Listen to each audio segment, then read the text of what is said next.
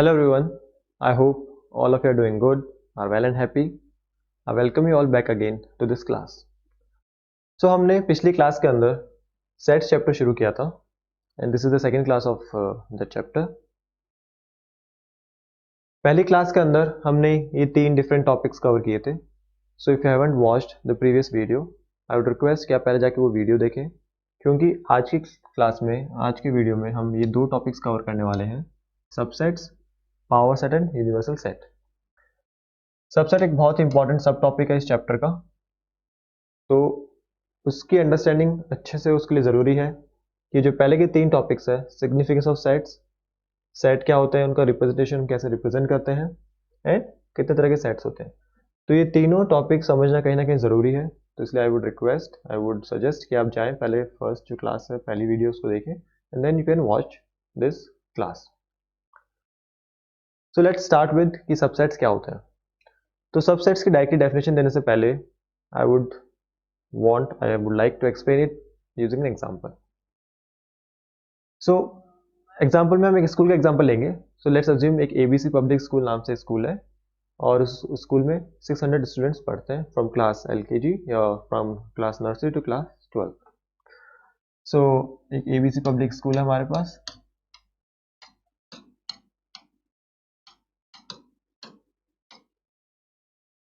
जिसके अंदर total 600 students हैं.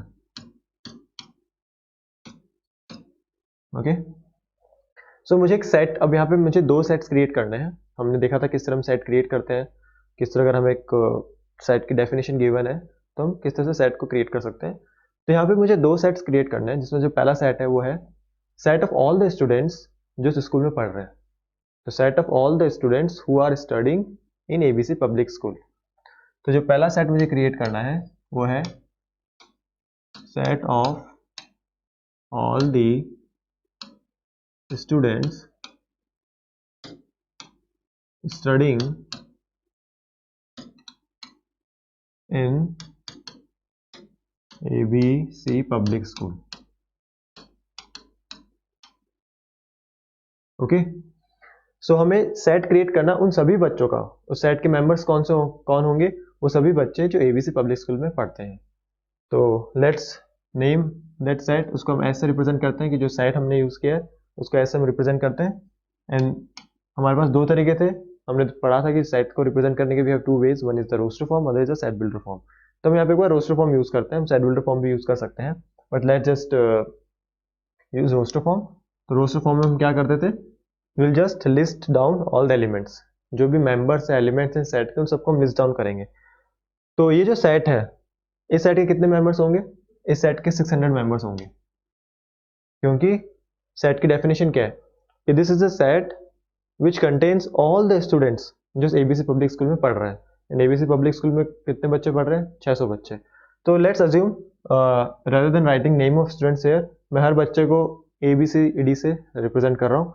तो एक स्टूडेंट ए हो गया, एक बी हो गया, एक सी हो गया, एक डी हो गया, ऐसे करते करते करते सारे स्टूडेंट्स इस सेट के अंदर मैं रिप्रेजेंट कर सकता हूँ, सच दैट ये जो नंबर ऑफ एलिमेंट्स है इस सेट के अंदर, ये हमने पढ़ा था NS, इस नोटेशन के थ्रू हम रिप्रेजेंट करते हैं कि एक सेट के अंदर जिसको हमने ऐसे रिप्रेजेंट किया है उस सेट में टोटल कितने नंबर ऑफ एलिमेंट्स, कितने नंबर ऑफ मेंबर्स हैं.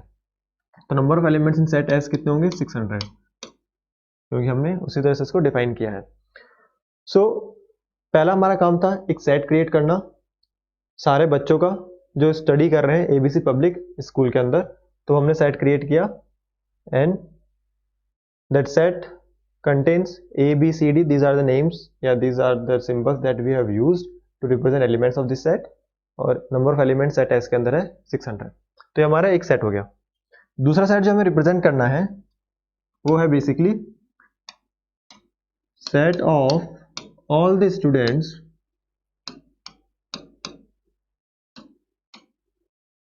Studying in class 11 of ABC public school.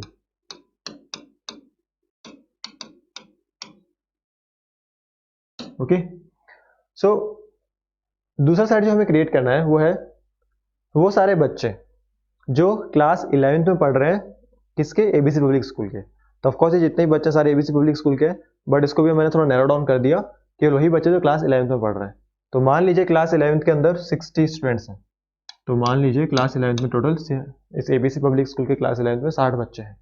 तो अगेन इसको मैं डिनोट कर सकता हूँ दूसरे सिंबल से, तो लेट अज्यूम ए से रिप्रेजेंट किया जो इस सेट में फॉर्म कर रहा हूँ, और इस सेट के जो एलिमेंट्स है उसको अगेन एबीसीडी से मतलब एबीसीडी से रिप्रेजेंट करता हूँ। तो या फिर मैं कुछ नए सिंबल्स यूज कर सकता हूँ ताकि हम कंफ्यूज ना करें। तो A dash, B dash, C dash, D dash ऐसे करके मैंने इसको रिप्रेजेंट किया। So this is the second set that I have created, and this second set के अंदर जो भी एलिमेंट्स हैं, जो भी मेंबर्स हैं, वो मेंबर्स किस डेफिनेशन को फुलफिल करते हैं कि ये सारे वो मेंबर्स हैं, ये सारे वो नेम्स हैं बच्चों के जो कि क्लास 11th के अंदर हैं और एबीसी पब्लिक स्कूल में पढ़ रहे हैं। तो ABC public school class 11th के जो स्टूडेंट्स हैं उनका हमने सेट फॉर्म किया, and number of elements in A is basically 60। तो आई गेस यहाँ तक आपको क्लियर है।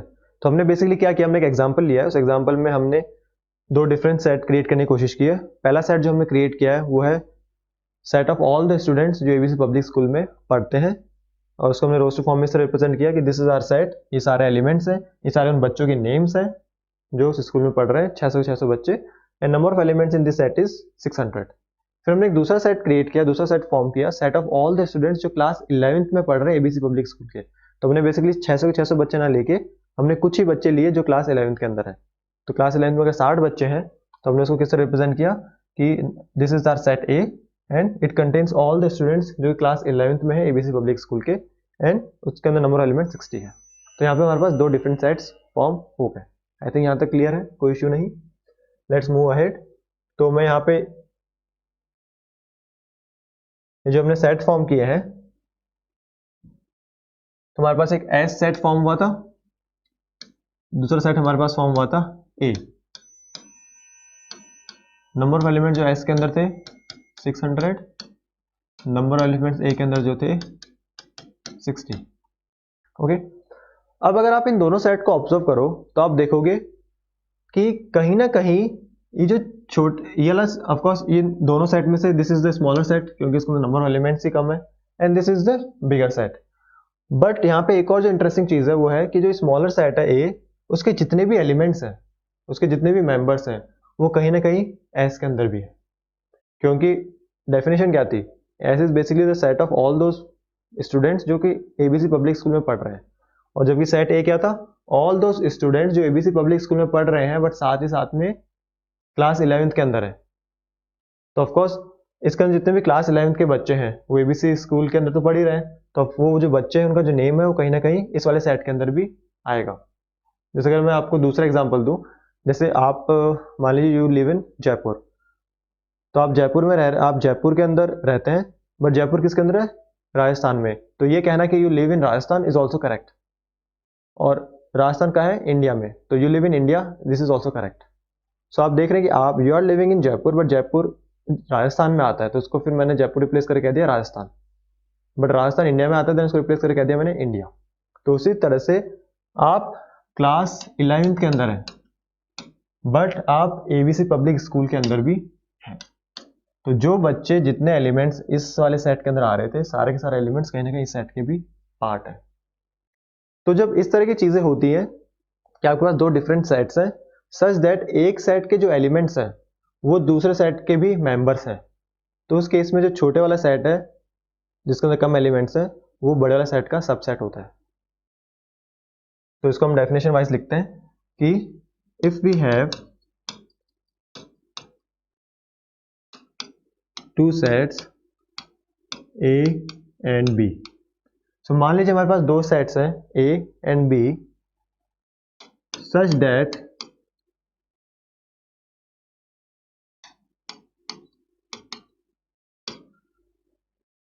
every element of A, हमारे पास दो सेट्स हैं A and B such that कि हर एलिमेंट जो है A का इज ए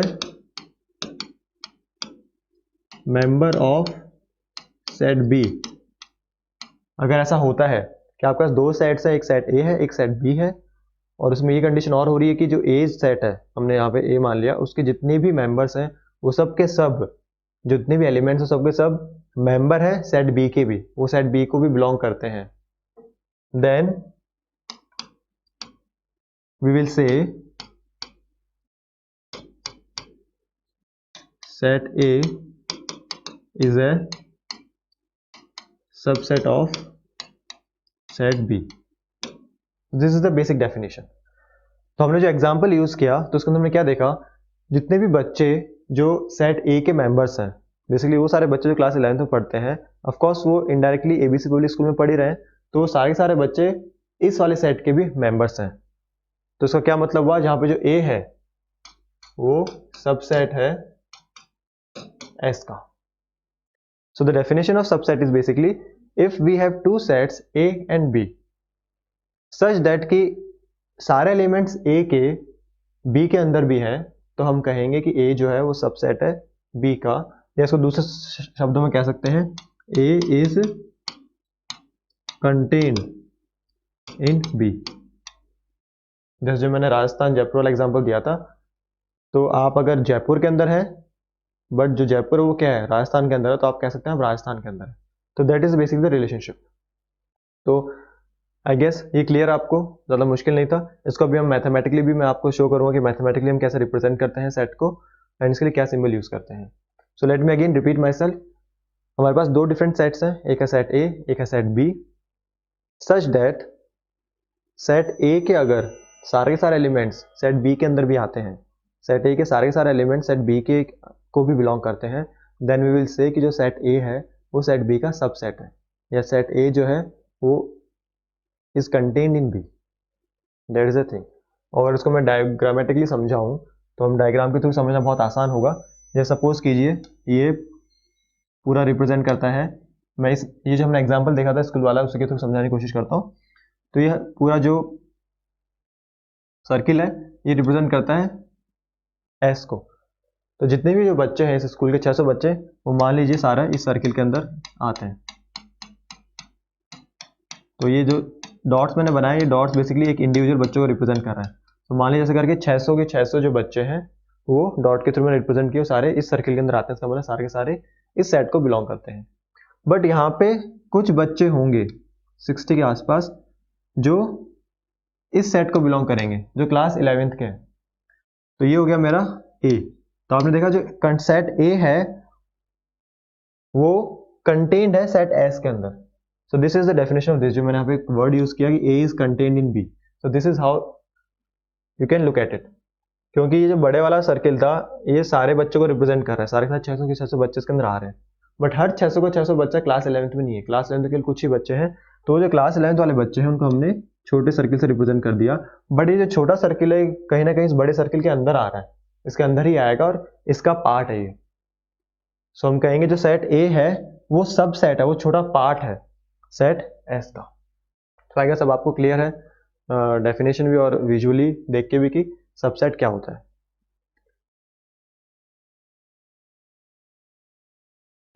सो अब थोड़ा इसको मैथमेटिकली डिफाइन करने की कोशिश करते हैं, क्योंकि इसमें वही अगेन मैथमेटिक्स में जैसे मैंने बताया था जितनी भी चीज़ें हम लोग पढ़ रहे होंगे कहीं ना कहीं बहुत सारे सिंबल्स, बहुत सारे शॉर्ट नोटेशन यूज़ कर रहे होंगे।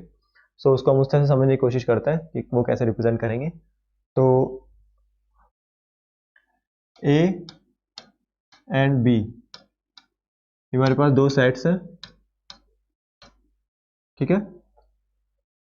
तो ए एंड बी दो सेट्स हैं, और अगर इसमें दो, एक बहुत इंपॉर्टेंट सिंबल है, आप उल्टा ए बनाओ इस तरह से, इस सिंबल को बोलते हैं फॉर एवरी।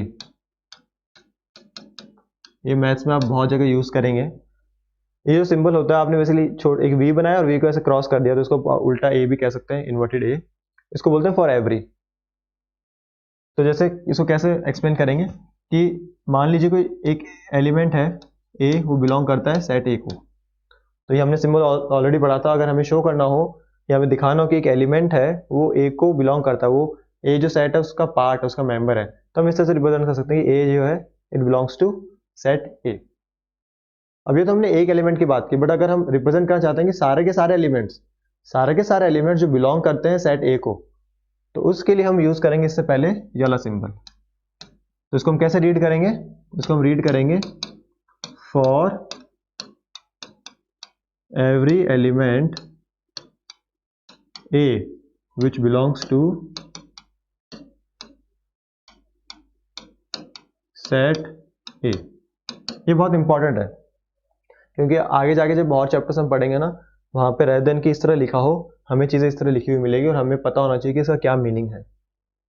तो जब नॉर्मली मैंने ये चीज लिखी थी ए बिलोंग्स टू ए, तो इसका मतलब क्या था? ए बिलोंग्स टू सेट ए।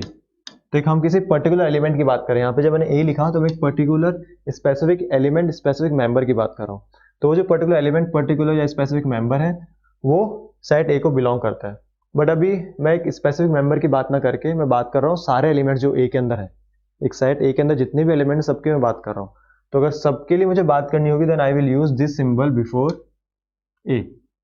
तो इसका मतलब है कि फॉर एवरी एलिमेंट ए। तो ऑफकोर्स हमने अब क्या किया, सारे जो एलिमेंट हैं सेट ए के उसको एक स्पेसिफिक एलिमेंट के नाम से रिप्रेजेंट किया है। बट उसका मतलब ये नहीं कि हम केवल ए की बात कर रहे हैं, हम सारे एलिमेंट्स की बात कर रहे हैं। तो फॉर एवरी एलिमेंट ए जो कि बिलोंग करता है सेट ए को, तो this is how we are going to read it. तो हम यहाँ पे, और ये सिंबल मैंने आपको इसलिए बताया क्योंकि कहीं ना कहीं जो हम डेफिनेशन पढ़ रहे हैं सबसेट की उसमें ये चीज यूज होने वाली है। तो हमने सबसेट क्या देखा था? ए एंड बी अगर दो सेट्स हैं और इफ, तो यहाँ पे हम सबसेट की डेफिनेशन पढ़ते हैं। Just let me just erase it. ठीक है, तो ए एंड बी दो सेट्स हैं if for every element a that is belonging to A we have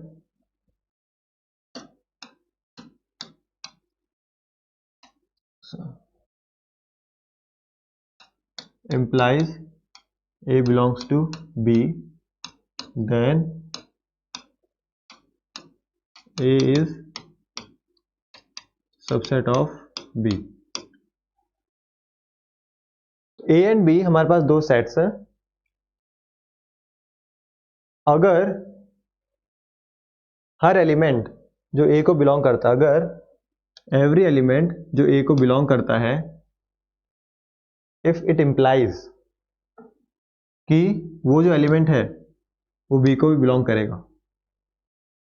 तो जितने भी मेंबर्स हैं सेट ए के वो सबके सब मेंबर्स होने चाहिए बी के, इसलिए हमने इसको इस तरह रिप्रेजेंट किया कि ए एंड बी आर दो sets if for every element a that belongs to set A implies कि जो एलिमेंट ए हमने लिया है वो बी को भी बिलोंग करता है। देन हम कहेंगे ए जो है वो सबसेट है बी का, और सबसेट के लिए हम सिंबल यूज करते हैं दिस। तो हमने बेसिकली यू बनाया, यू को आपने इन्वर्ट कर दिया, मतलब आपने इन्वर्ट नहीं, आपने यू को रोटेट किया क्लॉकवाइज में 90 degree, then you will get this. तो विल से ए जो है वो सबसेट है बी का। This is the symbol that we use. इसको थोड़ा ध्यान से देखिए क्योंकि इसको इसी फॉर्म में मैथमेटिकल फॉर्म में समझना जरूरी है, अदरवाइज बहुत सारे क्वेश्चंस आएंगे जहां पे आपको इंग्लिश स्टेटमेंट में ना देके इस फॉर्म में गिवन होगा, then at that time you should be knowing कि हमको इसको कैसे रीड करना है। तो इफ तो A and B are two sets, A and B हमारे पास दो सेट है। If every element that belongs to A, हर एलिमेंट जो ए को बिलोंग करता है, इट इम्प्लाइज कि वो जो एलिमेंट ए है वो बी को भी बिलोंग करेगा, देन ए जो है वो सबसेट है बी का। A is subset of B. This is how we represent. तो सबसेट को रिप्रेजेंट करते हैं इस सिंबल के through, A is subset of B. So I guess ये आपको डेफिनेशन और अंडरस्टैंडिंग के मामले में आपको ऑलरेडी क्लियर है, बट मैथमेटिकल इसलिए मैंने बताया यहाँ पे सो दैट इस फॉर्म में जब गिवन हो तो you can read it, you can know कि हाँ इसका ये मतलब होता है। This is what subset is. Okay, तो आई गेस यहाँ पे सबसेट क्लियर हो गया। लेट्स टेक एन एग्जांपल, उसके बाद फिर हम आगे मूव करते हैं। सो लेट्स अज्यूम मेरे पास दो सेट्स हैं, this is 1 2 3, this is one set. तो मेरे पास एक सेट ए है जिसके एलिमेंट्स है 1 2 3, दूसरा सेट मेरे पास है बी जिसके एलिमेंट्स है 1 4 3 2 8 10। And then I have third set जिसके एलिमेंट्स हैं 1 2। ओके, अब हमारे पास 3 डिफरेंट सेट्स गिवन है और हमें फाइंड आउट करना है कौन सा सेट किस सेट का सबसेट है।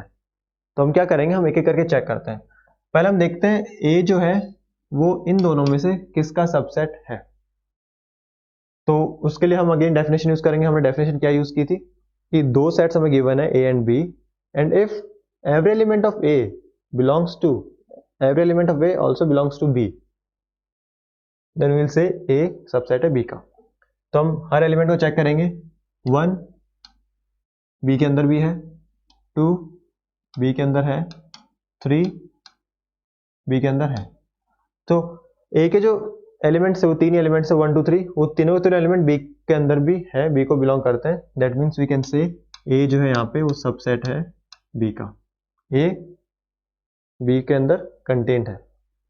लेट्स सी ए और सी के बीच में ए, तो देखो यहाँ पे आप डायरेक्टली कह सकते हैं कि ए सबसेट सी का नहीं है, क्योंकि सबसेट के अंदर एक सेट दूसरे सेट का सबसेट तभी होगा जब दोनों के अंदर या तो नंबर ऑफ एलिमेंट्स सेम हो या फिर जो सेट सबसेट है उसके अंदर नंबर ऑफ एलिमेंट्स कम हो। तो कहने का मतलब क्या है कि अगर ए सबसेट है बी का तो आप कह सकते हैं कि number of elements in A जो होंगे वो less than equal to number of elements in B होंगे।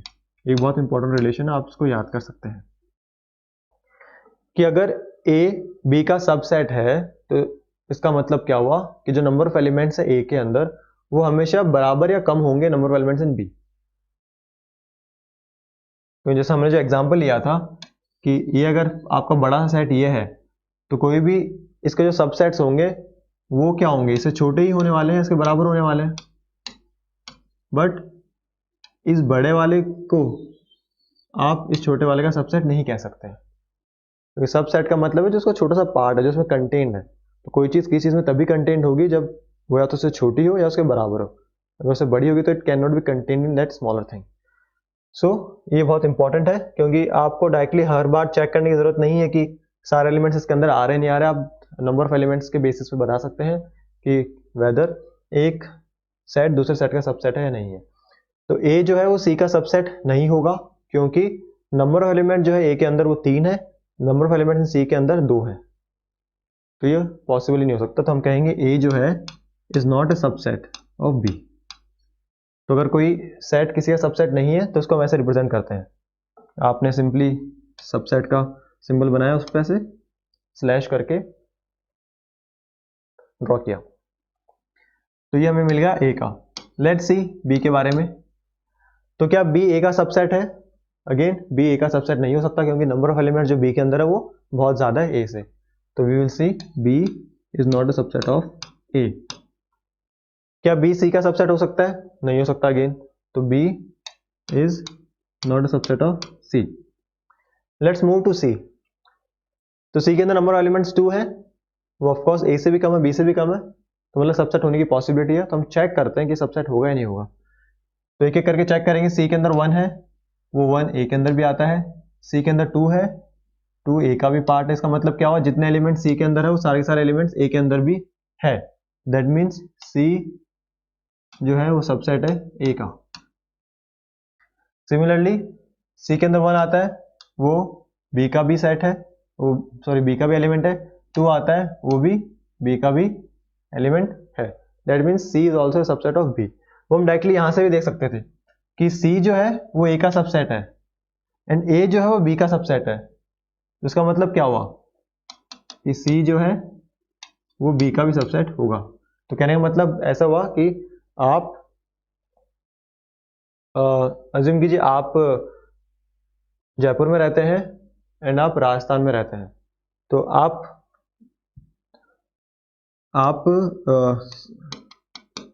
जयपुर में रहते हैं, जयपुर जो है वो राजस्थान के अंदर है, तो हम डायरेक्टली कह सकते हैं कि आप राजस्थान में रहते हैं। तो वही कंडीशन है यहाँ पे, उसी तरह की हमने रिलेशन यूज की, उससे का एक तरीका यूज किया है कि अगर सी हमने देखा ए का सबसेट है और हमने पहले फाइंड किया था कि ए जो है वो बी का सबसेट है, इसका मतलब सी बी का भी सबसेट होगा। तो आई गेस इस क्वेश्चन के थ्रू आपको समझ में आ गया कि सबसेट कैसे हम देखते हैं, इसका एक्चुअली मतलब क्या है। तो इंग्लिश वाइज हमने डेफिनेशन देखी, हमने मैथमेटिकली देखा किस तरह रिप्रेजेंट करना है। तो आई गेस थोड़ा सा क्लियर है, अंडरस्टैंडिंग है। हम और क्वेश्चन सॉल्व करेंगे इस पे, then you will get more deeper understanding कि सबसेट्स किस तरह से कैसे होते हैं। अब कुछ चीज़ें हैं सबसेट से रिलेटेड जो हमें समझनी ज़रूरी है, कुछ इंपॉर्टेंट पॉइंट्स, देन उसके बाद we will move to solving questions. तो 3 पॉइंट्स हैं जो बहुत इंपॉर्टेंट है जब हम सबसेट्स की बातचीत करते हैं। एक है कि हर एलिमेंट जो है वो खुद का सबसेट होता है। अगर मेरे पास हर जो सेट होता है वो खुद का सबसेट होता है। मेरे पास अगर सेट ए है, then A is subset of itself. हर सेट खुद का भी सबसेट होगा। तो ये जैसे सिंपल सा एग्जांपल है, हम उसको उसके फॉर्म में समझते हैं कि आपने ये सर्किल से एक सेट रिप्रेजेंट किया जिसका डिफरेंट एलिमेंट्स हैं। फिर आपने क्या किया, इसी के ऊपर एक दूसरा सेट रिप्रेजेंट किया जो इसी के बराबर है, उसके अंदर भी उतने एलिमेंट्स हैं। तो हमने जो डेफिनेशन पढ़ी थी कि आप इसको ऐसा मान सकते हैं, आपने दो डिफरेंट सेट लिए, एक सेट ए लिया और एक दूसरा सेट ए लिया, हमने सेट को रिप्रेजेंट सेम नाम से किया है, तो आपने एक ही सेट की दो कॉपी कर दी है।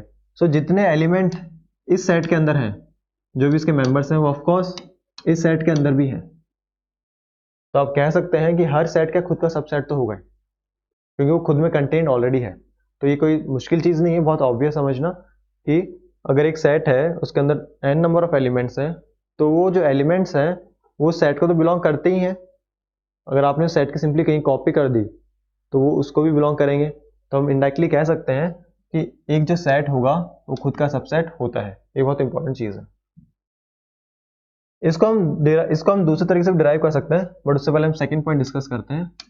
सेकंड पॉइंट ये है कि ए, अगर हमारे पास ए और बी दो सेट्स हैं, अगर ए बी का सबसेट है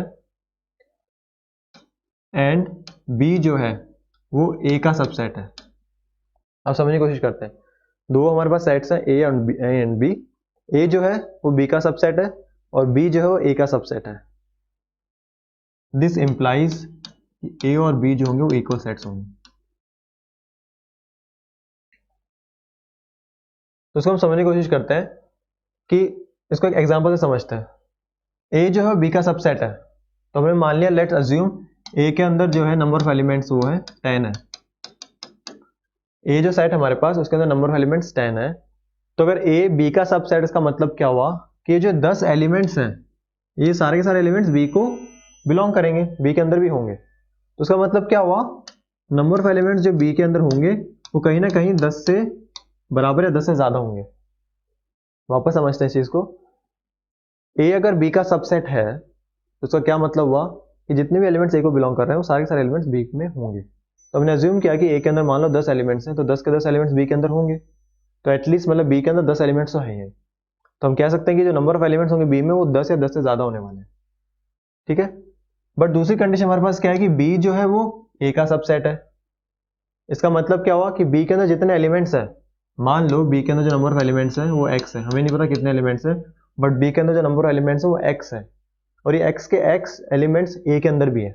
तो अगर ये जो एक्स एलिमेंट्स हैं ये सारे एक्स एलिमेंट्स ए के अंदर भी हैं, बट हमने क्या देखा कि ए के अंदर तो नंबर ऑफ एलिमेंट्स कितने हैं, 10 है ना, हमने 10 लेके चले तो 10 से ज़्यादा नहीं हो सकते हैं। उसका मतलब क्या हुआ कि जो x होगा कहीं ना कहीं 10 के बराबर होगा। तो x अगर 10 के बराबर है, इसका मतलब क्या हुआ कि नंबर ऑफ एलिमेंट्स b में भी 10 ही है। तो a अगर b का सबसेट है, दैट मीन्स जितने एलिमेंट्स a के अंदर हैं वो सारे b के अंदर होंगे, एंड b अगर सबसेट है a का, इसका मतलब b के अंदर जितने एलिमेंट्स सारे a के अंदर होंगे। इसका मतलब क्या हो, दोनों के अंदर नंबर ऑफ एलिमेंट सेम होने होंगे। तो अगर दो, तो हमने क्या देखा, number of elements in a जो है वो बराबर है number of elements in b। और दूसरी चीज कि जितने एलिमेंट्स a में है वो b के अंदर है, जितने एलिमेंट्स b में है वो a के अंदर। इसका मतलब दोनों में सेम ही एलिमेंट्स है। तो दोनों के अंदर अगर सेम एलिमेंट्स हैं तो हमने डेफिनेशन पढ़ी थी कि दो सेट्स a एंड b अगर हमें गिवन है such that number of elements same है दोनों के अंदर, और सारे के सारे एलिमेंट जो a में है वो b के अंदर भी है, इट विल इंप्लाई कि a जो है और b इक्वल सेट्स हैं। तो हमने यहाँ पे वही चीज़ कही है। तो आई गेस ये जो सॉर्ट ऑफ एक आसान सा प्रूफ दिया जिसके थ्रू हम इसको प्रूव कर सकते हैं, उसके थ्रू आपको समझ में आ गया होगा। तो again let me repeat myself, A and B अगर हमारे पास दो सेट्स हैं such that A is subset of B and B is subset of A, it implies, ये हमने साइन पढ़ा था, इट इम्प्लाइज कि A is equals to B, कि ए और बी इक्वल सेट्स हैं। तो अगर लेफ्ट वाली कंडीशन हमें पता है, लेफ्ट वाली साइड हमें ट्रू गिवन है कि ये चीज होल्ड हो रही है, वी कैन से कि ए बराबर बी होगा।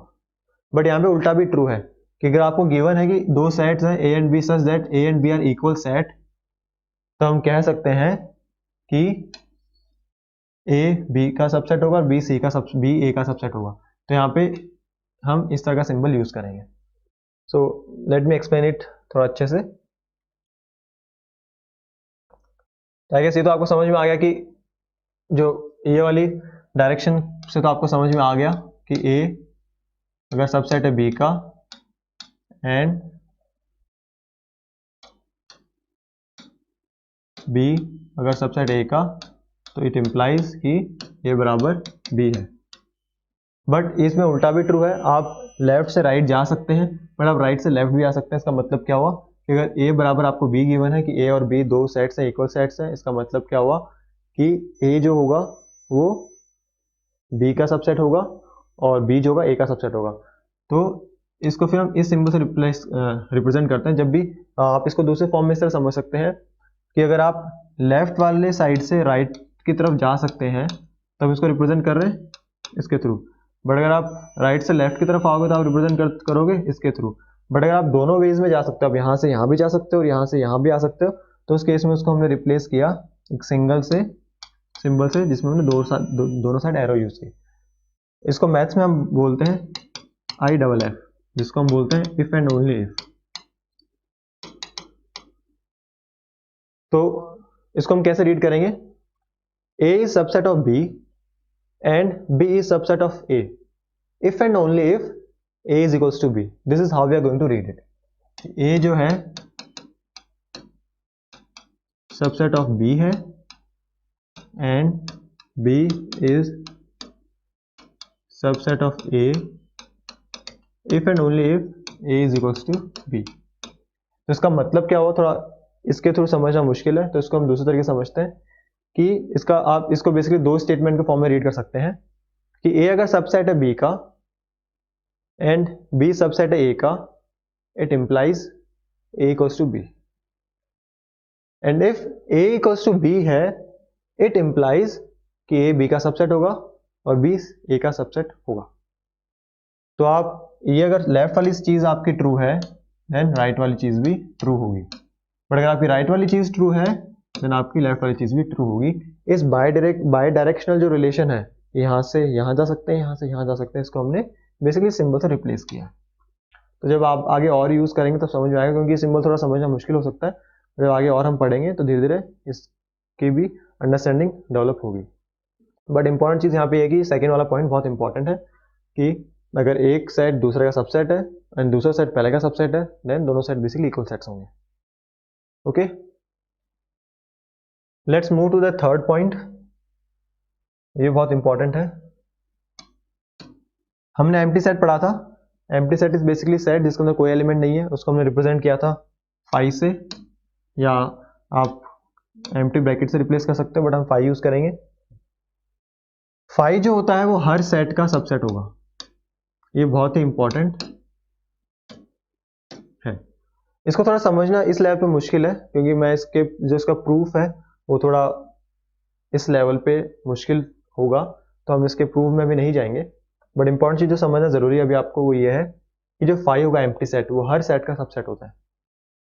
तो अगर आपके पास कोई भी सेट गिवन है, ए सेट गिवन है, बी गिवन है, सी गिवन है, तो इन तीनों के तीनों सेट्स का एक जो सेट हमें पता है कि वो तो हमेशा सबसेट होगा, वो कौन सा सेट है, एम्प्टी सेट फाई। तो ये तीन जो पॉइंट्स है बहुत इंपॉर्टेंट है। हमने सबसेट पढ़ा, समझा सबसेट क्या होता है, एग्जांपल मैंने आपको दिया। तो let me again repeat all these 3 points जो भी बहुत इंपॉर्टेंट है। एक सेट खुद का सबसेट होगा, अगर एक सेट दूसरे का सबसेट है एंड दूसरा पहले का सबसेट है दैट मीन्स दोनों इक्वल सेट्स हैं। और empty set phi null set हर सेट का सबसेट होता है। तो ये तीनों बहुत ही इंपॉर्टेंट पॉइंट्स यहाँ पे हैं इनको समझना जरूरी है। ओके, अब इसमें जो हमने सेकंड वाला पॉइंट पढ़ा, इससे एक और डेफिनेशन डिराइव होती है। हमने देखा कि मान लो अगर ए बी का सबसेट है, ए अगर बी का सबसेट है and A is not equals to B. अभी हमने सेकंड पॉइंट में क्या पढ़ा था, ए अगर बी का सबसेट है और बी ए का सबसेट है, then A and B equal sets होंगे। बट अभी हम कह रहे हैं कि मान लो ए जो है बी का सबसेट है एंड ए और बी इक्वल नहीं है, तो इसका मतलब क्या हुआ? अगर ए और बी इक्वल नहीं है और ए बी का सबसेट, इसका मतलब ये हुआ, हम कह सकते हैं कि नंबर ऑफ एलिमेंट जो ए के अंदर होंगे वो less than number of element B के अंदर होंगे, क्योंकि ए जो है बी का सबसेट है। ए अगर बी का सबसेट, इसका मतलब क्या होगा कि नंबर ऑफ एलिमेंट जो ए है, नंबर ऑफ एलिमेंट जो ए के अंदर है वो कहीं ना कहीं लेस देन इक्वल्स टू होंगे number of element B. But हमें दूसरी कंडीशन गिवन है कि ए और बी इक्वल है ही नहीं। तो अगर ए एंड बी इक्वल नहीं है तो इसका मतलब क्या हो सकता है? इसका मतलब ये हो सकता है कि या तो दोनों के अंदर नंबर ऑफ एलिमेंट्स इक्वल नहीं है, या फिर जितने एलिमेंट ए के अंदर है वो सारे एलिमेंट बी के अंदर नहीं है। बट वो तो हमने यहाँ पे चेक कर लिया ना कि जितने एलिमेंट ए के अंदर हो सारे एलिमेंट बी के अंदर तो होंगे, क्योंकि ए बी का सबसेट है। तो इसका मतलब क्या हुआ कि number of elements in A is not equal to number of elements in B. That means हम यहाँ से इक्वल साइन हटा देंगे, तो हमारे पास जो रिलेशन बनेगी वो बनेगी कि नंबर ऑफ एलिमेंट्स जो ए के अंदर है वो कहीं ना कहीं छोटा है number of elements in B. भले ही एक छोटा दो छोटा हमें नहीं पता, बट वो उससे स्मॉलर होगा। तो मतलब कहीं ना कहीं जो रिलेशन बनेगी वो इस तरह की बनेगी, बड़ा वाला सेट है और जो जो सबसेट है वो कहीं ना कहीं से छोटा ही होगा, इसके बराबर नहीं होगा। तो जब इस तरह की कंडीशन होती है तो उस केस में हम जो ये ए है इसको हम बोलते हैं प्रॉपर सबसेट, और बी को हम बोलते हैं superset. So let me repeat myself again कि अगर हमारे पास दो सेट्स है A and B such that A B का सबसेट है और ए एंड बी इक्वल नहीं है, तो उस केस में हम क्या कह सकते हैं कि कहीं ना कहीं इस तरह के रिलेशन इनके बीच में है कि जो बड़े वाला सेट है वो छोटे वाले सेट के अंदर जो नंबर ऑफ एलिमेंट्स ज़्यादा ही है, उसके बराबर नहीं है। तो इस केस में हम बोलेंगे कि जो ये सेट जो सबसेट बना है वो एक प्रॉपर सबसेट है, मतलब उसके बराबर है ही नहीं, तो प्रॉपर सबसेट है। और जो बी है वो सुपर सेट है। तो ये डेफिनेशन इसलिए ज़रूरी है क्योंकि इनकेस अगर आपको किसी क्वेश्चन में गिवन हो, आपको रेदर देन ज़्यादा इन्फॉर्मेशन देने के बजाय अगर सिंपली ये गिवन हो कि ए एंड बी दो सेट्स है सच दैट बी ए का सुपर सेट है या फिर ए बी का प्रॉपर सबसेट है, तो उसके थ्रू आपके दिमाग में ये चीज़ तो होनी चाहिए कि हाँ अगर ऐसा गिवन, इसका मतलब क्या हुआ कि नंबर ऑफ एलिमेंट जो ए के अंदर है वो नंबर ऑफ एलिमेंट बी से कम ही है, बराबर तो हो ही नहीं सकता। तो इसलिए थोड़ी डेफिनेशन ज़रूरी है, क्योंकि क्वेश्चंस घुमा फिरा के आते हैं। तो उस केस में अगर वहाँ पे क्वेश्चन में सिंपली ये स्टेटमेंट यूज़ किया है तो आपको पता होना चाहिए प्रॉपर सबसेट क्या होता है, या अगर नॉर्मली ये यूज़ किया है ए एंड बी दो सेट्स को डिफाइन करने के लिए तो आपको पता होना चाहिए कि सुपर सेट का क्या मतलब होता है। तो दिस वॉज द थिंग। तो आई गेस ये क्लियर है आपको। आप फिर से रिवाइंड करके गो बैक करके देख सकते हैं। अब हम इस पे कुछ क्वेश्चन सॉल्व करते हैं। तो क्वेश्चन सॉल्व करके आपकी अंडरस्टैंडिंग और थोड़ी बढ़ेगी और अच्छे समझ में आएगा कैसे हम जो हमने कंसेप्ट अभी पढ़े हैं वो कैसे हम यूज़ कर सकते हैं। सो फर्स्ट क्वेश्चन इज, आप यहाँ पे अपने वीडियो को पॉज करके खुद से सॉल्व कर सकते हैं। The first question is consider the following sets and tell which set is a subset of which set. तो क्वेश्चन हमें क्या कह रहा है कि हमारे पास कुछ सेट्स गिवन है, उन सेट्स को देख के हमें ये बताना है कि कौन सा सेट किसका सबसेट है। तो बेसिकली रिलेशनशिप डिफाइन करनी है। तो हमारे पास चार सेट है। पहला सेट हमारा फाई है, एम्प्टी सेट। जस्ट वेट, पहला सेट हमारे पास जो है एम्प्टी सेट है, दूसरा सेट हमारे पास ए है, तीसरा बी है और चौथा सी है। तो हम एक एक करके चलते हैं कि कौन सा सेट किसका सबसेट है। पहला सेट है फाई। हमने अभी पढ़ा था कि फाई जो होता है एम्प्टी सेट वो हर सेट का सबसेट होता है। तो हम डायरेक्टली लिख सकते हैं उससे कि जो फाई होगा वो सबसेट है ए का, फाई जो होगा वो सबसेट है बी का, फाई जो है वो सबसेट है सी का। इसके अलावा हमने एक और चीज़ पढ़ी थी कि हर सेट खुद का सबसेट होता है। तो दैट मीन्स फाई जो होगा वो खुद का सबसेट है। तो ये जो फाई है एम्प्टी सेट ये खुद का प्लस इन तीनों सेट्स का सबसेट होगा। आई थिंक ये क्लियर है, कोई इशू नहीं है। Let's look eight A. Again subset find करने का सिंपल सा तरीका है। आप बस ये देखो, पहले तो नंबर ऑफ एलिमेंट्स देखो कि आप जिन दो सेट्स के बीच में सबसेट वाली रिलेशनशिप डिफाइन कर रहे हो तो नंबर ऑफ एलिमेंट्स किस तरह से, अगर नंबर ऑफ एलिमेंट्स ज़्यादा है तब वो possibility, but number of elements अगर कम है दूसरे के अंदर, दैट मीन्स वो सबसेट नहीं हो सकता है उस एलिमेंट का, उस पर्टिकुलर सेट का। अगर नंबर ऑफ एलिमेंट ज़्यादा है उसके बाद फिर आप एक करके एलिमेंट चेक करो कौन सा एलिमेंट आ रहा है कौन सा नहीं आ रहा है। सारे एलिमेंट्स जो ए के अंदर अगर बी के अंदर आते हैं then we can say A subset of B. तो हम ए देखते हैं। ऑफ कोर्स ए जो है 5 का सबसेट नहीं हो सकता क्योंकि 5 में तो कोई नंबर ऑफ एलिमेंट है ही नहीं, तो विल से ए जो है वो 5 का सबसेट नहीं हो सकता। दूसरा ए खुद का सबसेट होगा, ये हमने पढ़ाई था, ए सबसेट ऑफ इटसेल्फ। एंड इसके बाद हमने पढ़ा था, हम इसको चेक करते हैं, ए के अंदर 2 एलिमेंट्स है, बी के अंदर 3 एलिमेंट्स है, तो पॉसिबिलिटी है कि ए बी का सबसेट हो सकता है, बट हम चेक करते हैं एलिमेंट्स। ए के अंदर 1 है, बी में भी 1 आ रहा है, ए में 3 है बट बी में 3 नहीं है, दैट मीन्स ए के अंदर सारे के सारे एलिमेंट जो है वो सारे एलिमेंट बी में नहीं है, we'll say A is not a subset of B. A क्या सी का सबसेट है? ए सी का सबसेट है क्योंकि सी के अंदर नंबर ऑफ एलिमेंट्स ए से ज़्यादा है, प्लस ए के अंदर 1 एंड 3 आ रहा है, 1 एंड 3 सी का भी पार्ट है, तो we can see A is a subset of C. तो आई गेस आपको क्लियर हो चुका है, मुश्किल बिल्कुल नहीं है सबसेट चेक करने का तरीका। Let's move to B. तो बी जो होगा वो पाई का सबसेट तो नहीं हो सकता, बी ए का सबसेट भी नहीं होगा क्योंकि बी के अंदर नंबर ऑफ एलिमेंट जो है वो ज़्यादा है ए से, बी खुद का सबसेट होगा। अब हम चेक करते हैं बी सी का सबसेट है या नहीं है। बी के अंदर 3 एलिमेंट्स है, सी के अंदर 5 है, पॉसिबिलिटी है। बी के अंदर 1 है, सी में 1 है, बी में 5 है, सी में 5 है, बी में 9 है, सी में 9 है, दैट मीन्स हर एलिमेंट जो बी के अंदर है वो सी को भी बिलोंग करता है, we can see B subset of C. Let's look at C. तो सी के अंदर 5 एलिमेंट्स हैं, number of elements in C is 5, number of element in 5 is 0, number of element in A is 2, number of elements in B is 3। तो कहने का मतलब क्या हुआ, सी जो है इन तीनों में से किसी का भी सबसेट नहीं हो सकता क्योंकि नंबर ऑफ एलिमेंट्स ही सब में कम है, तो we can directly say C is not a subset of A, C is not a subset of B, C is not a subset of 5, but C खुद का सबसेट होगा।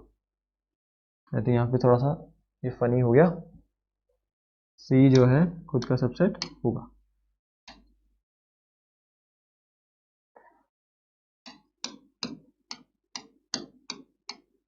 तो आई गेस ये आसान सा क्वेश्चन था, इस आसान क्वेश्चन के थ्रू आपको समझ में आ गया कि कैसे हम चेक कर सकते हैं कोई एलिमेंट कोई सेट दूसरे सेट का सबसेट है या नहीं है। Let's move to the next question. Again you can pause the video and try to solve it on your own. Question है, हमें 3 सेट्स गिवन है ए बी और सी, तीनों सेट्स के हमें सबसेट्स लिखने हैं, कितने सबसेट्स होंगे। ये थोड़ा अच्छा क्वेश्चन है क्योंकि इसके थ्रू आपको समझ में आएगा कि सबसेट हम फॉर्म कैसे कर रहे हैं। सो लेट्स स्टार्ट विद ए। ए जो है वो ए कॉमा बी, ये मेरा सेट है। हमें इस सेट के जितने भी पॉसिबल सबसेट्स हैं वो फाइंड आउट करना है। तो हमें दो तो पता ही है कि हर सेट के 2 तो सबसेट्स होते ही हैं, एक तो वो खुद सेट जो होगा खुद का सबसेट होगा, दूसरा 5। तो एक इसका जो सबसेट हुआ वो 5 हुआ, दूसरा क्या हुआ ये खुद ए कॉमा बी। तो ये 2 जो सेट्स हुए, 5 एक सेट अपने आप में, ए बी अपने आप में सेट है, ये दोनों सेट इसका सबसेट है। इसके अलावा हम देखते हैं तो सबसेट की डेफिनेशन क्या थी कि एक सेट दूसरे का सबसेट होगा अगर उसके जितने भी एलिमेंट हैं सारे एलिमेंट्स उस दूसरे सेट में आते हैं। तो यहाँ पे इसके अंदर 2 एलिमेंट्स हैं ए और बी, तो अगर कोई हमारे पास दूसरा, इसके अंदर 2 एलिमेंट्स हैं ए एंड बी, तो हमारे पास कोई दूसरा सेट होगा जिसके अंदर अगर केवल ए हो वो इसका सबसेट होगा, जिसके अंदर बी हो वो सबसेट होगा। या इसको दूसरे टर्म से समझते हैं, हमें इस पर्टिकुलर सेट ए के सबसेट्स निकालने हैं, तो हमें पता है कि इसके जितने भी सबसेट होंगे उनके अंदर नंबर ऑफ एलिमेंट्स क्या होने होंगे, या तो इसके बराबर होने होंगे इससे कम होने होंगे। तो इसका बराबर तो हमने देख लिया है, बट अब हम कह रहे हैं कि नंबर ऑफ एलिमेंट जो होने चाहिए इसके अंदर वो इससे कम होने चाहिए। तो अगर इसके अंदर 2 एलिमेंट हैं तो जिसके सबसेट्स होंगे उसमें कितने एलिमेंट हो सकते हैं। अगर मेरा जो ए है उसके अंदर नंबर ऑफ एलिमेंट्स 2 है, तो इसके जो सबसेट्स होंगे जितने भी, मान लीजिए जितने भी सबसेट्स होंगे उसके अंदर जो नंबर ऑफ एलिमेंट्स होंगे वो क्या होने चाहिए, लेस देन इक्वल्स टू 2। तो उसमें क्या पॉसिबिलिटी है, या तो नंबर ऑफ एलिमेंट 0 हो सकता है जो हमने ऑलरेडी कंसिडर कर लिया है, या नंबर ऑफ एलिमेंट 1 हो सकता है, या 2 हो सकता है। 2 वाला भी हमने कंसिडर कर लिया है, बट हमने 1 वाला कंसिडर नहीं किया है कि वो सारे सेट्स जिनके अंदर इन दोनों में से केवल एक ही एलिमेंट है, वो भी इसके सबसेट होंगे। तो उस केस में हम कह सकते हैं ये पर्टिकुलर सेट भी इसका सबसेट होगा और ये पर्टिकुलर सेट भी इसका सबसेट होगा। तो इसके थ्रू मैंने आपको ये समझाने की कोशिश की कि अगर आपको एक पर्टिकुलर सेट के सबसेट्स फाइंड आउट करना है तो आप पहले ये देखो कि कितने डिफरेंट तरह के सबसेट्स पॉसिबल है। उसके लिए आपको पहले नंबर ऑफ एलिमेंट्स देखने होंगे कि जो आपको बड़ा वाला सेट है उसके अंदर कितने नंबर ऑफ एलिमेंट्स है, क्योंकि उसके जितने भी सबसेट्स होंगे उनके अंदर नंबर ऑफ एलिमेंट्स उसके बराबर से कम होने चाहिए। एक आपने ये आइडेंटिफाई कर लिया, इसके बाद हमें पता है आप लिखोगे कितने नंबर ऑफ एलिमेंट्स हो सकते हैं, 0 हो सकता है, 1 हो सकता है, 2 हो सकता है, 3 ही पॉसिबिलिटी है। 0 वाला हमने कवर कर लिया, 2 मतलब जब पूरे के पूरे एलिमेंट्स होंगे वो भी हमने कवर कर लिया।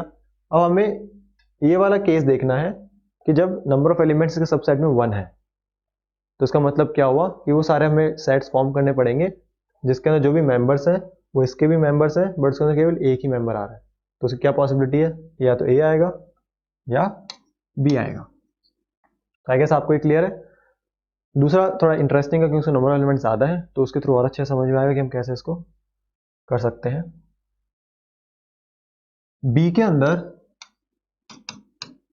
नंबर ऑफ एलिमेंट्स मेरे पास है 1, 5, 9। Again number of elements B में कितने हैं, 3 है।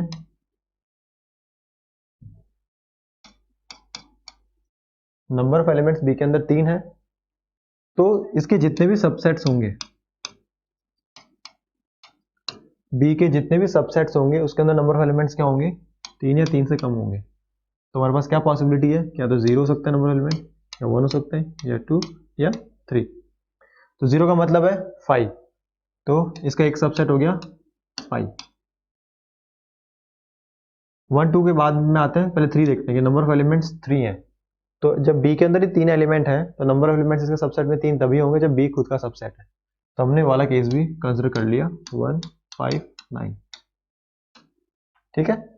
अब बात आती है कि वो सारे सबसेट्स बी के जिसके अंदर नंबर ऑफ एलिमेंट 1 है। तो नंबर ऑफ एलिमेंट 1 है, इसका मतलब क्या हो गया, जितने भी इनके एलिमेंट्स हैं सबको एक एक करके निकाल लो और सबका एक सेट फॉर्म कर दो। तो एक 1 का सेट हो जाएगा, एक 5 का हो जाएगा और एक 9 का हो जाएगा। तो ये तीनों के तीनों वो सेट्स हैं जिसके अंदर नंबर ऑफ एलिमेंट 1 है और ये तीनों के जो एलिमेंट्स हैं वो कहीं ना कहीं बी को बिलोंग कर रहे हैं। तो we can see all these 3 are subsets of B. Now let's move to this case कि जब बी के जो सबसेट्स हो गए उसके अंदर नंबर ऑफ एलिमेंट 2 है। तो जो नंबर ऑफ एलिमेंट 2 है इसका मतलब क्या हुआ कि कहीं ना कहीं हमें इनके कॉम्बिनेशन बनाने पड़ेंगे, हमें इनमें से दो चूज करने पड़ेंगे। तो वो जो पर्टिकुलर सबसेट है उसके अंदर 1, 5 भी हो सकता है, उसके अंदर 5, 9 हो सकता है, उसके अंदर 1, 9 हो सकता है। तो उस केस में इसके जो सबसेट्स होंगे वो क्या हो जाएंगे, 1, 5, 1, 9 या 5, 9। तो आई गेस इस क्वेश्चन के थ्रू आपको समझ में आ गया, मुश्किल नहीं है बिल्कुल भी, किस तरह से हम सबसेट्स फॉर्म कर सकते हैं। सिंपल सा है, सबसेट फॉर्म करने के लिए आप देखो कि पहले कितनी पॉसिबिलिटीज है, वो पॉसिबिलिटी फाइंड आउट करने के लिए हमें नंबर ऑफ एलिमेंट्स देखने होंगे, क्योंकि जो भी सबसेट्स होंगे उसके अंदर नंबर ऑफ एलिमेंट्स बड़े वाले सेट से बराबर या कम ही होंगे। उसके बाद फिर हम 0 का, और जब नंबर ऑफ एलिमेंट्स बराबर है उसका हम डायरेक्टली लिख सकते हैं, ये सबसे आसान है। बाकी बीच के जितने भी नंबर्स हैं उन सब के लिए अगर आपको सेट फाइंड आउट करना है तो आप डिफरेंट कॉम्बिनेशन के बेसिस पे इसके एलिमेंट्स उठा के सेट्स फॉर्म कर सकते हैं, एंड वो सारे सेट क्या होंगे, इसके सबसेट होंगे। तो आई गेस आपको क्लियर है, ये मुश्किल बिल्कुल नहीं है। इस पर जब और क्वेश्चन आप सॉल्व करेंगे खुद से तो और अच्छे से ये समझ में आ जाएगा। Now let's see this question. ये काफ़ी इंटरेस्टिंग, काफ़ी अच्छा क्वेश्चन है, इसके थ्रू काफ़ी आई वुड से कि कंसेप्ट्स क्लियर होंगे। तो आई वुड सजेस्ट कि आप ये क्वेश्चन वीडियो पॉज करके ज़रूर सॉल्व करें, खुद से ट्राई करें। सो क्वेश्चन हमें यहाँ पे क्या कह रहा है, तो क्वेश्चन इज सेइंग कि बी मेरे पास एक सेट गिवन है जिसके एलिमेंट्स हैं ए, बी, सी, डी, ई। मेरे को 7 different condition, 7 different statements given है एंड मुझे फाइंड आउट करना है इनमें से कौन सा स्टेटमेंट जो है वो करेक्ट है एंड कौन सा करेक्ट नहीं है। ओके, सो हम स्टेटमेंट वाइज चलते हैं। ये मुझे गिवन है, पहला स्टेटमेंट गिवन है कि सी डी जो है वो, अब यहाँ पे आप देखोगे सी डी क्या है, सी डी एक सेट है। आपने इसको इस फॉर्म में रिप्रेजेंट किया है, तो ये तो सेट का रिप्रेजेंटेशन है ना, क्योंकि हमने कर्ली ब्रैकेट्स में इसको एनक्लोज किया है और एलिमेंट्स को कॉमा लगा के रिप्रेजेंट किया है। तो ये क्या हो गया मेरा, ये एक सेट हो गया है। ओके। एंड क्वेश्चन में बोला गया है कि सी डी जो है वो सबसेट है बी का। क्वेश्चन में मुझे बोला गया है कि जो सी डी है, इस क्वेश्चन का मतलब, इस पर्टिकुलर सेट में क्या मतलब है कि सी डी, ये जो पर्टिकुलर सेट है वो बी का सबसेट है। तो ये सेट बी का सबसेट, इसका मतलब क्या हुआ? इसका मतलब ये हुआ, अगर हम मानते हैं, मान लो जी ट्रू है, let's assume this is true, कि जो ये हमने सेट फॉर्म किया, ये सेट बी का सबसेट है। तो हमने डेफिनेशन क्या बोली थी, अगर एक सेट दूसरे का सबसेट, का मतलब क्या हुआ कि छोटे वाले सेट के जितने भी एलिमेंट्स हैं वो सारे सारे बी में आने चाहिए। तो इस वाले सेट के एलिमेंट्स क्या क्या हैं? सी और डी। इस वाले सेट के एलिमेंट्स क्या है? सी एंड डी। अब हम चेक करेंगे क्या सी और डी बी में है? सी बी में नहीं है, क्योंकि यहाँ पे इस चीज समझनी जरूरी है कि इसके एलिमेंट्स कौन कौन से हैं। ये जो पर्टिकुलर हमने हमारा बी सेट है, उसके एलिमेंट्स हैं ए, उसका एलिमेंट है बी, और उसका एलिमेंट है सेट सी डी एंड ई। तो इसलिए क्वेश्चन में इंक्लूड किया क्योंकि यहाँ पे चीज समझनी जरूरी है कि किसी भी जो सेट होता है ना, उस सेट के एलिमेंट्स इंडिविजुअल एलिमेंट्स भी हो सकते हैं और उस सेट के एलिमेंट्स डिफरेंट सेट्स भी हो सकते हैं। ठीक है, जैसे मान लीजिए आपने एक सेट बनाया, I want to create a set of non empty sets, तो उस सेट के अंदर वो सारे सेट्स मेंबर होंगे जो नॉन एम्प्टी है। तो इसलिए ये इंपॉर्टेंट समझना कि बी जो है वो मेरे पास सेट है, ऐसा सेट जिसके अंदर तीन तो इंडिविजुअल एलिमेंट्स हैं और एक जो एलिमेंट है वो एक सेट अपने आप में। तो बी के जो एलिमेंट्स है वो यहाँ पे लिस्ट डाउन कर दिए, ये एक एलिमेंट है, ये एक एलिमेंट है और ये एक एलिमेंट है। ये जो एलिमेंट है ये सेट फॉर्म में एंड ई एक एलिमेंट है। अब देखो क्या सी एंड डी जो एलिमेंट्स है वो इसको बिलोंग करते हैं? इसको बिलोंग नहीं करते हैं, क्योंकि सी जो है एक इंडिविजुअल एलिमेंट है। सी यहाँ पे इस पर्टिकुलर सेट के लिए सी एक इंडिविजुअल एलिमेंट है। तो क्या सी इंडिविजुअली इसको बिलोंग करता है? नहीं करता है। ए करता है, बी करता है, but C D as a set belong करता है, ना कि इंडिविजुअली। कहने का मतलब क्या हुआ कि ये जो कंडीशन है ये फॉल्स है। तो वापस को समझिए, पहले आपको ये समझना जरूरी है कि इसके एलिमेंट्स कौन कौन से हैं, वो एलिमेंट हमने यहाँ पे लिख दिए। फिर ये समझना जरूरी है आपको कि जो हम यहाँ पे सॉल्व कर रहे हैं इसका मतलब क्या है। हमें फाइंड आउट करना है क्या स्टेटमेंट वन ट्रू है, इसका क्या मतलब हुआ, क्या ये जो मेरा सेट है सी डी का एक सेट है, क्योंकि सेट रिप्रेजेंटेशन में है, तो ये सी डी मेरा जो सेट है क्या ये सेट बी का सबसेट है? बी का सबसेट होने का मतलब क्या हुआ कि इस सेट में जो एलिमेंट्स हैं, तो इस सेट में कौन से एलिमेंट्स हुए? सी और डी।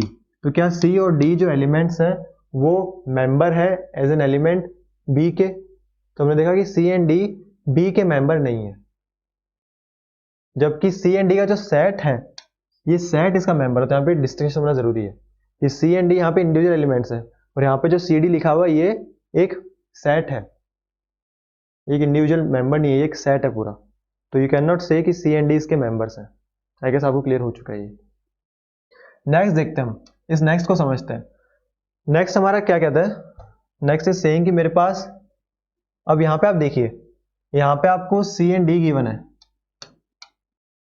ये क्या है? एक सेट है। तो ऑफकोर्स आपको सी डी गिवन है, वो एक सेट के फॉर्म में गिवन है।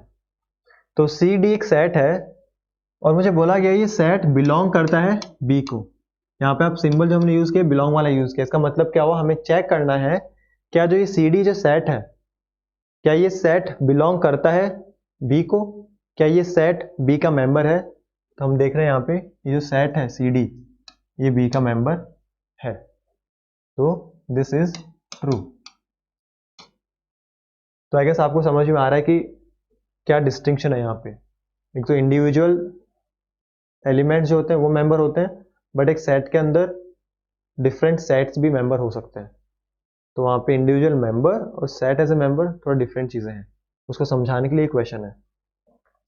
अब ये देखिए यहाँ पे मुझे क्या गिवन है, ये जो है आपका एक सेट है, ये जो है आपका एक सेट है क्योंकि सेट रिप्रेजेंटेशन में है। तो ये आपका सेट है और इस सेट का एलिमेंट क्या है? ये सेट का एलिमेंट है। वापस समझिए इसको, मुझे एक सेट गिवन है, क्योंकि हम केवल बाहर वाले ब्रैकेट्स की बात कर रहे हैं। तो बाहर वाले ब्रैकेट में कर्ली ब्रैकेट्स है, इसके अंदर कुछ हो सकता है, कुछ हो भी नहीं सकता, बट एक सेट है। अब इस सेट के अंदर क्या गिवन है मुझे, ये गिवन है। तो ये जो सेट है, इस सेट का जो मेंबर है वो खुद एक सेट है। जैसे हमने यहाँ देखा ना कि बी जो है ये सेट है जिसके अंदर इंडिविजुअल एलिमेंट्स भी है और इसके अंदर एक सेट है जो उसका मेंबर है। तो सेम यहाँ पे ये मेरा एक सेट बना, जिसको मान लीजिए मैंने डी नाम दिया। तो डी मेरा एक सेट है जिसका जो एलिमेंट है वो ये पर्टिकुलर छोटा सा सेट है। अब मुझे बोला गया है कि जो मैंने सेट बनाया है, क्या ये सेट डी जो है क्या बी का सबसेट है। तो हम कैसे चेक करेंगे, हम देखेंगे कि जो डी जो सेट है मेरा, जो उसके एलिमेंट्स हैं, क्या वो एलिमेंट बी के मेंबर है। तो डी का एलिमेंट क्या है, डी का जो एलिमेंट है वो है ये डी का एलिमेंट है। तो दिस बिलोंग्स टू डी, ये डी का एक एलिमेंट है and it belongs to D. क्या ये एलिमेंट बी को बिलोंग करता है, तो हमने ऊपर चेक किया था, हाँ ये एलिमेंट बी को भी बिलोंग करता है। That means D is subset of B. तो ये भी ट्रू होगा। आई वुड सजेस्ट आप इस क्वेश्चन को अगर सॉल्व नहीं कर पाए खुद से, फिर से खुद से सॉल्व करने की कोशिश करना, क्योंकि ये एक बहुत इंपॉर्टेंट क्वेश्चन है एंड इस क्वेश्चन के थ्रू बहुत सारे इंपॉर्टेंट कंसेप्ट आपके समझ में आएंगे। Let's move to this. Next हमें गिवन है ये एक सेट गिवन है, तो हमें ए बी ई एक सेट गिवन है, इसको हम ई मान लेते हैं। तो मुझे एक सेट गिवन है ई, या लेट्स अज्यूम एक्स है। तो मुझे एक सेट गिवन है एक्स जिसके मेंबर्स है ए बी और ई, एंड मुझसे पूछा गया है क्या एक्स जो है वो सबसेट है बी का। क्या एक्स बी का सबसेट है। इसका मतलब क्या हुआ कि जो एक्स के अंदर जितने भी एलिमेंट्स हैं वो क्या बी को भी बिलोंग करते हैं। तो एक्स के एलिमेंट्स क्या क्या हुए, एक्स के एलिमेंट्स हुआ ए बी सी, ये तीन जो है एक्स के एलिमेंट है। तो क्या तीनों एलिमेंट बी के अंदर भी है, सॉरी ए बी एंड ई। तो हम चेक करेंगे ए बी के अंदर है, बी भी बी के अंदर है, ई भी बी के अंदर है। तो ये तीनों के तीनों एलिमेंट जो है जो एक्स के अंदर है वो तीनों के तीनों एलिमेंट बी के अंदर भी है। तो वी कैन से कि एक्स जो है वो बी का सबसेट है। इसका मतलब क्या हुआ, this is a true condition. ये फॉल्स थी, ये ट्रू थी, दिस वाज ट्रू।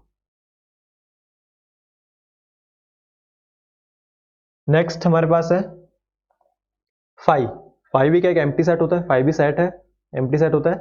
क्वेश्चन कह रहा है फाइव जो है वो बिलोंग करता है बी को, फाइव बिलोंग्स टू बी। अब अगर आप कह रहे हैं कि कोई पर्टिकुलर चीज जो है वो बिलोंग करती है किसी सेट को, इसका मतलब क्या हुआ कि जो पर्टिकुलर चीज है एक सेट का एलिमेंट है, सेट का एलिमेंट होना चाहिए। तो क्या फाइव सेट का एलिमेंट है, नहीं, फाइव जो है सेट का एलिमेंट नहीं है। सेट का एलिमेंट कौन कौन से हैं, ए बी सी डी एक सेट और ई, ये सेट के एलिमेंट्स है। जो फाइव है वो सेट का एलिमेंट नहीं है। तो विल से this is not A correct statement. जबकि फाइव क्या होता है, सेट का सबसेट होता है। फाइव हर सेट का सबसेट होता है, तो ये वाली कंडीशन ऑलरेडी ट्रू है। द लास्ट इज कि ए जो है वो बिलोंग्स टू बी। ए क्या है, बी को बिलोंग कर रहा है, इसका मतलब ए जो एक एलिमेंट है। तो क्या बी के अंदर ए नामों का एलिमेंट है, बी के अंदर ए नाम का एलिमेंट है। तो this is a true statement. तो आई गेस यहाँ पे आपको बहुत सारी चीजें समझ में आई होंगी कि एक जो सेट होता है उस सेट के अंदर इंडिविजुअल एलिमेंट्स के बजाय दूसरे सेट भी एज एलिमेंट हो सकते हैं, जैसे हमने यहाँ पे देखा। एंड इसके बेसिस में कुछ क्वेश्चन सॉल्व किए, तो उससे आपका आई थिंक डिस्टेंस आपको डिफरेंस समझ में आया होगा इन दो सिंबल्स के बीच में। एक सिंबल है सबसेट का, जिसका मतलब है कि अगर एक सेट दूसरे का सबसेट है, इसका मतलब उसके जितने भी एलिमेंट्स हैं वो सारे एलिमेंट दूसरे सेट को भी बिलोंग करने चाहिए। और दूसरा सिंबल था बिलोंग्स का। बिलोंग्स का बेसिकली आता है कि हाँ ये पर्टिकुलर जो एलिमेंट है ये एक सेट को बिलोंग करता है। इस क्वेश्चन को आई वुड सजेस्ट फिर से खुद से सॉल्व करना, समझना 2-3 बार, ये सारे कंसेप्ट बहुत अच्छे से आपको क्लियर हो जाएंगे। And with this we will end today's video here only. Next video के अंदर हम बाकी का जो आगे के कंसेप्ट्स हैं we will cover them. And in the mean time again I would advise you, I would suggest कि आप एनसीईआरटी की थ्योरी पढ़ें, जो क्लास 11th की एनसीईआरटी का फर्स्ट चैप्टर है उसकी थ्योरी पढ़ें, क्वेश्चन सॉल्व करें। It will really help you a lot in building your foundation and basically building these concepts. Thank you very much. Let's meet again in the next video.